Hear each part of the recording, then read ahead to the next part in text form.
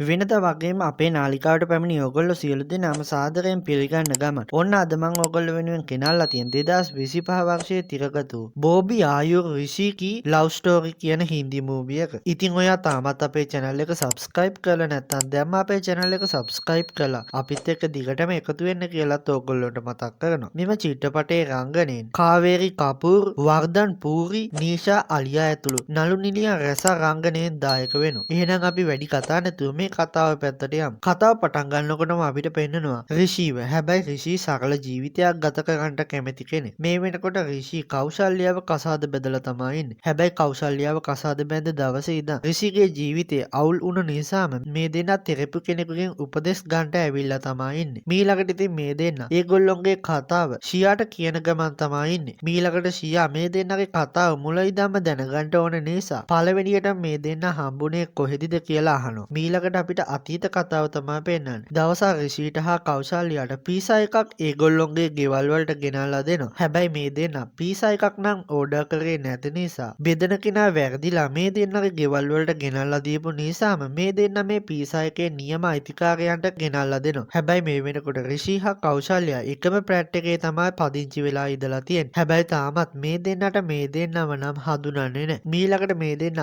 අදාළ අයට මේ පීසා එක ගිහිල්ලා දුන්නත් මේ වෙලාවෙත් මේ දෙන්න නම් මුණ ගැහෙන්නේ නැහැ. තවත් දවසක රිෂි ගෑනු ළමයෙක් එක්ක ඉන්නකොට ඇදපු චිත්‍රයක් එයාට අමතක වෙලා ගියාම මෙතනට එන කෞශල්‍යා මේ චිත්‍රය දැකලා මේ චිත්‍රයේ පින්තූරයක් කියලා ලියනවා. ඒ වගේම ටික දවසකින් රිෂිට එයාගේ චිත්‍රපට ආපහු මේ කෑම කඩේ තිබිලා හම්බුනාම රිෂි දකිනවා එයාගේ චිත්‍රය යටින් කෞශල්‍යා ලියපු දේ. මීළඟට ෂියාට තාමත් මේ දෙන්න පළවෙනියට හම්බුන තැන ගැන තාමත් කිව්වේ නැති නිසාම ෂියා ආපහු මේ ගැන ඇහුවම අපිට ආපහු අතීත කතාව තමයි පේන්නේ. කෞශල්‍යා මේ වෙනකොට ග්ලාස්ගෝ ඉඳන් කඩීෆ් වලට ප්ලේන් එකේ අම්මත් එක්ක යන ගමන් තමයි ඉන්නේ. හැබැයි හදිස්සියෙන් මේ ප්ලේන් එක ඉදිරියෙන් අදුරු වලාකුළු ටිකක් තියෙන නිසාම හදිස්සි ගොඩබෑමක් සිදු කරන්න වෙලා තියෙනවා. මීළඟට කෞශල්‍යා ප්ලේන් එකෙන් බැහැපු ගමම වොෂ්රූම් එකට දුවගෙන යනකොට මෙතන රිෂි ඉඳලා වොෂ්රූම් එකට යන්න බෑ කියලා කිව්වත් කෞශල්‍යාට හුඟක් අමාරු නිසාම අවසානයේදී රිෂි කෞශල්‍යාට මෙතනින් යන්න දෙනවා. මීළඟට ඉතින් කෞශල්‍යා ආපහු මෙතනින් එනකොට රිෂි මෙතන වැඩ කරන කෙනෙක් කියලා හිතලා එයාට කාසියකුත් දීලා යනවා. මීළඟට රිෂිට මේ ගෑනු ළමයා ගැන කැමැත්තක් ඇති වුණ නිසාම කෞශල්‍යාගේ පස්සෙන් එන්න ගන්නවා. හැබැයි කෞශල්‍යාත් මේ දේ දකිනවා. මීළඟට කෞශල්‍යා මෙතනින් ගියාම රිෂි කෞශල්‍යාගේ අතේ තිබුණු කොලේ බැලුවම තමයි එයා දැනගන්නේ කෞශල්‍යා ආපහු ගුවන් යානයේ යන්න පරක්කු වෙන නිසා එයා කේම්බ්‍රිජ් වලට ඇවිදින්න යනවා කියලා. මේ නිසාම රිෂිත් කේම්බ්‍රිජ් වලට යන්න කෞශල්‍යා යන දුම්රියේම ගමන් කරමින් ඉන්නකොට කෞශල්‍යා දකිනවා එයා වොෂ්රූම් එක ළඟදී දැකපු කොල්ලා මේ ට්‍රේන් එකේ ඉන්නවා කියලා. ඔන්න මේ නිසාම කෞශල්‍යාට තේරෙනවා රිෂි එයාගේ පස්සෙන් එනවා කියලා. මේ නිසාම කෞශල්‍යා මීළඟට රිෂි ඉන්න තැනට ගිහින් රිෂිගෙන් අහනවා එයාගේ පස්සේ එනව නේද කියලා. ඉතින් මේ වෙලාවේ රිෂිත් එයා කෞශල්‍යා පස්සෙන් ආවා කියලා පිළිගන්නවා. හැබැයි රිෂි නම් මේ වෙලාවේ කියන්නේ එයා පස්සෙන් ආවත් එයා කරදරකාරයෙක් නම් නෙමෙයි කියලා. මීළඟට කෞශල්‍යා මේ කෝච්චියෙන් බැහැලා යනකොට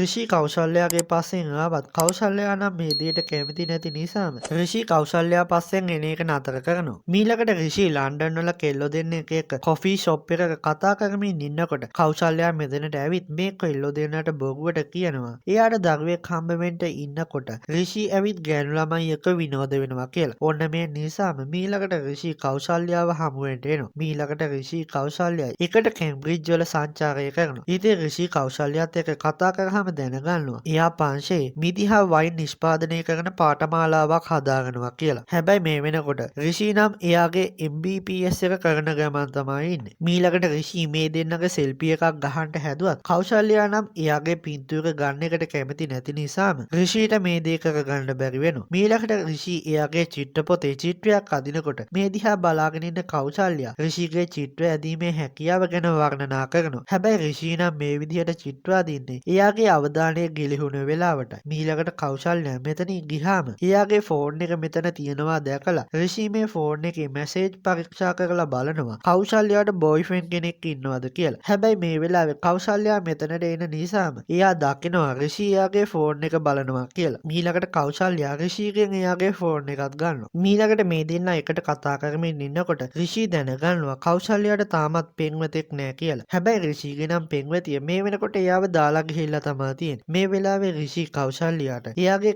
කලින් හිටපු පෙම්වතියගේ ෆොටෝ එකකුත් පෙන්වනවා. මීළඟට මේ දෙන්න එකට කේම්බ්‍රිජ් වල ඇවිදිනකොට රිෂීට කෞශල්‍යාව මගහැරුණු වෙලාවේ රිෂී හැමතැනම කෞශල්‍යාව හොයන්න පටන් ගන්නවා. කොහොම හරි අවසානයේදී රිෂීට ආපහු කෞශල්‍යාව හොයාගන්න පුළුවන් වෙනවා. මීළඟට රිෂී කෞශල්‍යාගෙන් අහනවා එයා කොයි වගේ කොල්ලෙක්ටද කැමති කියලා. ඔන්න මේ වෙලාවේ කෞශල්‍යා එයා කැමති වෙන කොල්ලගේ තියෙන්න ඕන ගති ලක්ෂණ ටික රිෂීට කියනවා. ඉතින් මේ දේ අහගෙන ඉන්න රිෂී කෞශල්‍යා කියන විදිහට කෙනෙක්ව චිත්‍රයක් ඇදලා කෞශල්‍යාට දීලා කියනවා ඒක මෙයාට හැමදාම ළඟ තියාගන්න කියලා. මොකද එතකොට කෞශල්‍යාට මේ කෙනාව හොයාගන්න ලේසි වෙයි කියලා. මීළඟට මේ දෙන්න රෑ කඩයක් ළඟ නතර වෙලා උදේ ආපහු ඒගොල්ලෝ ආපු ප්ලේන් එක පිටත් වෙන්න තියෙන නිසා මේ දෙන්න එයාපෝට් එකට යන්න තමයි හදන්නේ. හැබැයි කෞශල්‍යා හා රිෂී ඒ දෙන්න ආපහු එයාපෝට් එකට යන්න යනකොට මේ දෙන්න එකට ගත කරපු කාලයත් මතක් වෙනවා. මීළඟට මේ දෙන්න එයාපෝට් එකට ආවම රිෂී කෞශල්‍යාට කියනවා එයාත් එක්ක මේ ගත වුණ පැය 24 තමයි එයාගේ ජීවිතයේ හොඳම කාලය කියලා. ඒ වගේම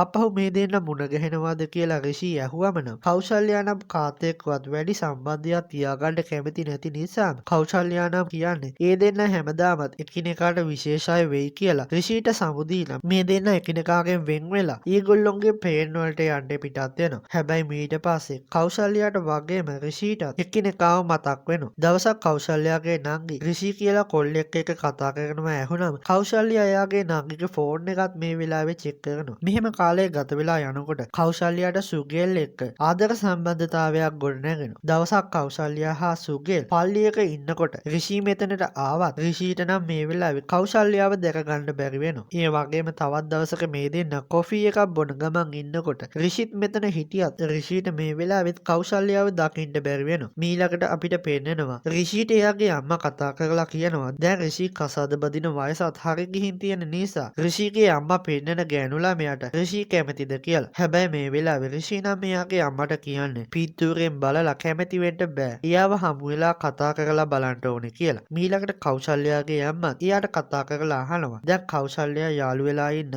සුගල්ව කවද්ද ඒගොල්ලන්ට හඳුන්වලා දෙන්නේ කියලා. ඉතින් කෞශල්‍යා නම් මේ වෙලාවේ එයාගේ අම්මට කියනවා ඉක්මනටම හඳුන්වලා දෙන්නම් කියලා. මීළඟට ෂියා මේ දෙන්නගෙන් අහනවා ආපහු මේ දෙන්න හමුුනේ කොහොමද කියලා. මේ නිසාම ආපහු මේ දෙන්න ඒගොල්ලොන්ගේ අතීත කතාව කියන්න පටන් ගන්නවා. දවසක් කෞශල්‍යා වගේම රිෂීගේ ආයතනවල වැඩ කරන කෙනෙකුගේ මලගෙදරකට ආවම රිෂීට නම් මේ මලගෙදර ටික වේලාවක් ඉන්නකොට එයාට එපා වෙලා ඉන්නකොට එයා මෙතන ඉන්න ගෑනු ළමයි දිහා බලනකොට තමා රිෂී දකින්නේ එයා අවුරුදු ගානකට කලින් දැකපු කෞශල්‍යාත් මෙතන ඉන්නවා කියලා. මේ නිසාම රිෂී කෞශල්‍යාට කතා කරාම කෞශල්‍යාත් රිෂීව හඳුන ගන්නවා. මීළඟට මේ මලගෙදර ඉවර වුණාම මේ දෙන්නම හමු වෙනවා. ඉතින් අවුරුදු ගානකින් මේ දෙන්න ආපහු මුණ ගැහුණු එකට රිෂීට වගේම කෞශල්‍යාටත් හුඟක් පුදුම. මීළඟට මේ දෙන්න කතා කරමින් ඉන්නකොට රිෂී නම් කෞශල්‍යාට කියනවා මේ දෙන්න ආපහු මුණ ගැහෙන්න එයා හැමදාමත් ප්‍රාර්ථනා කරා කියලා. ඒ වගේම රිෂී කෞශල්‍යාගෙන් මේ වෙලාවේ අහනවා එයා හොයනවා වගේ සැමියෙක්ව හොයාගත්තද කියලා. හැබැයි කෞශල්‍යා නම් කියන්නේ එයා හිතනවා වගේ කෙනෙක්ව තාමත් එයාට හොයාගන්න බැරි වුණා කියලා. මීළඟට රිෂී අහනවා කෞශල්‍යාගෙන් එයා යාළු වෙලා හිටපු කොල්ලා එයාව දාලා ගියාද කියලා. හැබැයි කෞශල්‍යාට නම් මේ දේ ඇහුවම එයා පුදුම වෙනවා. රිෂී කොහොමද මේ දේ දැනගත්තේ කියලා. ඕන්න මේ වෙලාවේ තමයි රිෂී කෞශල්‍යාට එයාගේ අතේ දාගෙන ඉන්න මුද්ද නිසා තමයි එයා මේ දේ දැනගත්තේ කියලා කියනවා.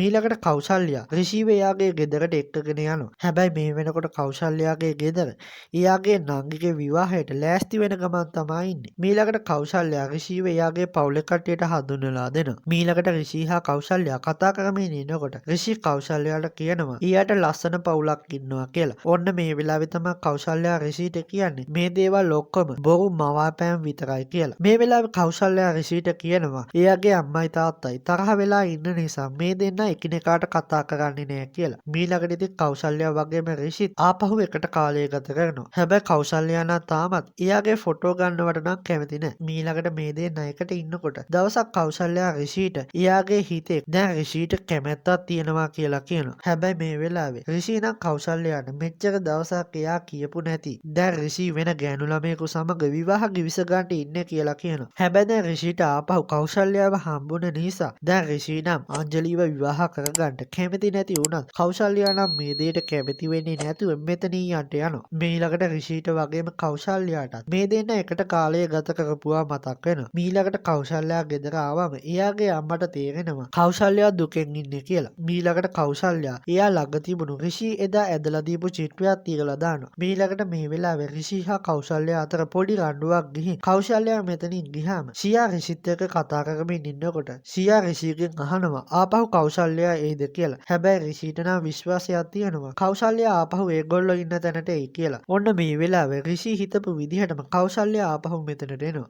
මීළඟට අපිට ආපහු අතීත කතාව තමයි පෙන්නන්නේ. ඉතින් රිෂි විවාහ වෙන්න ඉන්න අංජලි රිෂිව පුදුම කරන්න හිතාගෙන එයාටත් නොකියාම එයාව හමුවෙන්ට එනවා. හැබැයි දැන් රිෂි නම් අංජලි ආපහු මෙහි ආවෙකට එච්චර කැමති නෑ. මීළඟට කෞසල්‍ය හා එයාගේ නංගි විවාහේ දවසේදී දකිනවා කාලයක් එයාගේ අම්මයි තාත්තයි කතා කරන්නේ නැතුව හිටියත් මේ දෙන්න ආපහු කතා කරමින් ඉන්නවා කියලා. මේ දේ දැක්කම නම් කෞසල්‍යයට වගේම එයාගේ නංගිටත් හුඟක් සතුටුයි. මීළඟට රිෂි අංජලිත් එක්ක ඇවිදින්න යනවා. මීළඟට අපිට පේනවා කෞසල්‍යගේ නංගිගේ විවාහ උත්සවය සාර්ථකව පැවැත්වෙනවා. ඒ වගේම රිෂි හා අංජලි එකට කාමරයකට ගිහිල්ලා ඉන්නවා. මීළඟට නංගිගේ විවාහයෙන් පස්සේ කෞසල්‍ය කල්පනා කරමින් ඉන්නකොට මෙතනට එයාගේ අම්මා ආවම කෞසල්‍ය එයාගේ අම්මගෙන් අහනවා ආපහු තාත්තත් එක්ක යාළු වුණාද කියලා. ඉතින් මේ වෙලාවේ කෞසල්‍යයට එයාගේ අම්මා කියනවා ඒ දෙන්න කිවිසුමකට ආවා කියලා. පළවෙනියටම රණ්ඩු කරන කෙනා මේ ගෙදරින් යනවා කියලා. මේ නිසාම ආපහු කෞසල්‍යගේ අම්මා හා තාත්තා එකතු වෙලා තියෙනවා. මීළඟට කෞසල්‍යයට එයාගේ අම්මා කියනවා රිෂි නිසා දැන් කෞසල්‍ය වැරදි තීරණයක් ගන්න එපා කියලා. මීළඟට මේ දෙන්න ඉන්න තැනට රිෂි බෙස්ට් එකක් පොරවගෙන එනවා. ඔන්න මේ නිසාම කෞසල්‍ය මේ වෙලාවේ රිෂිගෙන් අහනවා ඇත්තටම එයාට උන දේ කියන්න කියලා. හැබැයි මේ වෙලාවේ කෞසල්‍ය එයාගේ අම්මාව මෙතනින් යවන්න හැදුවත් අම්මටත් මේ දේ දැනගන්න ඕන නිසාම රිෂිට එයාගේ කතාව කියන්න කියලා කියනවා. ඔන්න මේ නිසාම රිෂි කියනවා අංජලි එයාව ගෙදරින් එලවලා දැම්මා කියලා. මේකට හේතු වෙලා තියෙන්නේ රිෂි හා අංජලි එකට කාමරේ ඉන්නකොට මේ වෙලාවේ රිෂිට කෞසල්‍යගේ නම කියවිලා තියෙනවා. ඔන්න මේ නිසා අංජලි දැනගන්නවා රිෂිට වෙන සම්බන්ධයක් තියෙනවා කියලා. මේ නිසා තමයි අංජලි රිෂිව ගෙදරින් එලවලා තියෙන්නේ. ඔන්න මේ දේ ඇහුවම කෞසල්‍යයට වගේ මෙයාගේ අම්මටත් හුඟක් hina යනවා. ඔන්න මේ වෙලාවේ මෙතනට එන කෞසල්‍යගේ තාත්තා රිෂිව දැකලා සිකුවිටිට කතා කරලා රිෂිව මෙතනින් එලවලා දාන්නට හැදුවත් කෞසල්‍යගේ අම්මා මේ දෙයට මැදිහත් වෙලා මේක නතර කරනවා. මීළඟට තමයි කෞසල්‍යගේ තාත්තා මේ ඉන්නේ රිෂි කියලා හඳුනගන්නේ. මීළඟට මෙතනට ආවා සිකුවිටිලා දෙන්න රිෂිව වීඩියෝ කරන්න පටන් ගන්නවා. මීළඟට කෞසල්‍යගේ නංගි මෙතනට ඇවිත් එයාගේ කසාදේ දවසේ හැමෝම මෙතන ඉන්න එකට මේ කට්ටියට බනිනවා. ඔන්න මේ නිසාම කෞසල්‍ය මෙතනින් යන්න හදනකොට රිෂි කෞසල්‍යව නතර කරලා එයාත් එක්ක කතා කරමින් ඉන්නවා. ඔන්න මේ වෙලාවේ රිෂිගේ තාත්තා රිෂිගේ වීඩියෝ එක ලයිව් දැකලා එයාට කතා කරාම රිෂි තාත්තට කියනවා එයා දැන් කෞසල්‍යයට ආදරය කරනවා කියලා. ඒ වගේම රිෂිගේ තාත්තට මේ වෙලාවේ කෞසල්‍යවත් පේනවා. මීළඟට කෞසල්‍ය හා රිෂි